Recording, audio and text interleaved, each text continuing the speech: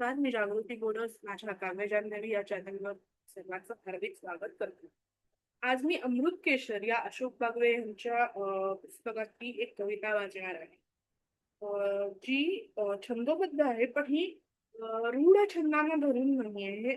या वाक्यांचं वजन वेगवेगळं आहे आणि त्यानुसार नवीन छंद तयार करण्याचा इथे कवीने प्रयत्न केलेला आहे. तर मी ती कविता वाचते.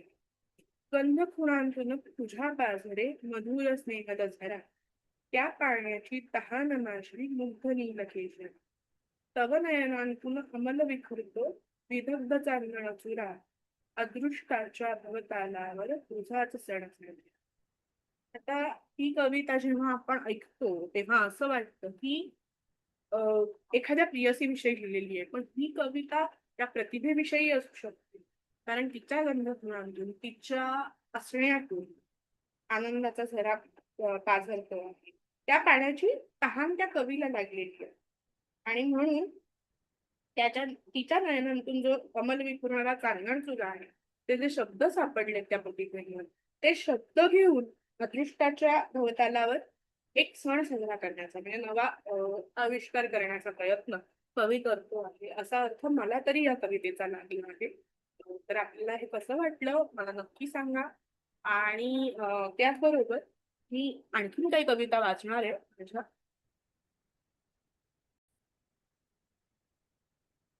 क्षमा करा, काही कारणांमुळे मला थांबावं लागलं होतं. तर आता मी पुढची कविता वाचणार आहे, ती सुद्धा अशोक बागवे यांच्याच लक्तरांचा लिलाव या पुस्तकातली आहे. कवितेचं शीर्षक आहे दिंडी. गौरव आणि रौरव गौरव आणि रौरव यांची एकमेकांच्या विरुद्ध उठाठेव. गौरव म्हणजे सन्मानित सगुण कर्म आणि रौरव हे अपमानित भगवानाचे वर्म. गौरव आणि रौरव या स्वर्ग नरकाच्या दोन खिंडी आहेत. गौरव आणि रौरव या स्वर्ग नरकाच्या दोन खिंडी आहेत. या दोन टोकांमध्ये कर्तृत्वाच्या संथ दिंडी भटकत राहणे ही जीवनाची दहीहंडी. या दोन टोकांमध्ये कर्तृत्वाची संथ दिंडी भटकत राहणे ही जीवनाची दहीहंडी. कोण वडचड होईल? ही हंडी तुमच्या नकळत फोडेल. तुमचे दूध दही लोणी नाचवेल. तुमच्या अंगावर बळे बळे घर माखेल. मी नंतर कातर मनाची पुढची हालचाल तुमचे पाय लटपटतील. खांदे वाकतील, डोळे झुकतील, स्वदर्शनाला मुकतील. तुमचा वधस्तंभ दिसेल समोर आणि पिसे झडलेला मोर बेंबीच्या देठापासून केकाराव करेल. पण तो हो असं म्हणतात गरगरत राहील. तुमची केविलवाणी अवस्था अधांतरी भिरभिरत राहील.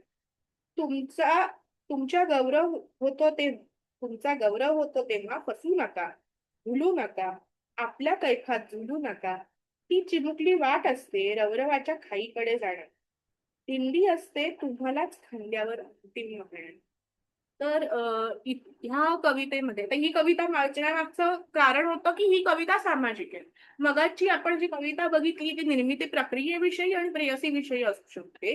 तोच कवी जेव्हा आपल्याला सामाजिक आशयाची कविता लिहिताना दिसतो तेव्हा आपल्याला लक्षात येतं की कवी मनाला कोणताही विषय वर्ज नसतो. इथे यांनी ही दिंडी कविता लिहिली आहे ज्यात गौरव आणि रौरव यांच्याविषयी म्हटलेलं आहे.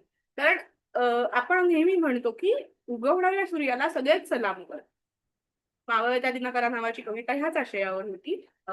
एका कवींची जी आम्हाला पुस्तकामध्ये होती शिकायला शाळेत असत. तर उगवणाऱ्या सूर्याला सगळेच सलाम करतात, मावळणाऱ्याला कोणीही सलाम करत नाही. त्यामुळे तुम्ही कौतुक झाल्यानंतर हुरळून जाऊ नका. विशेषतः आजच्या काळात ही कविता अतिशय महत्वाची आहे, कारण आजकाल सगळेच सगळ्या गोष्टी प्रदर्शित करू लागल्या. प्रदर्शनाचा काळ आहे. तर त्यामुळे तुमचं जे काही कौतुक होतं ते क्षणिक आहे. ते तुम्ही लक्षात घ्या, हुरळून जाऊ नका.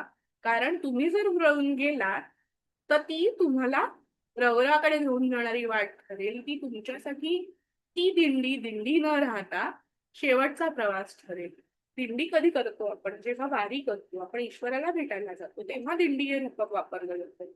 त्याप्रमाणे आपल्या कलेची साधना अतिशय महत्वाची आहे. स्वतःचा उत्कर्ष करून घेणं, स्वतःचं नाव करून घेणं किंवा प्रसिद्धी मिळवणं हे त्यामागचं कारण किंवा उद्देश नसावा.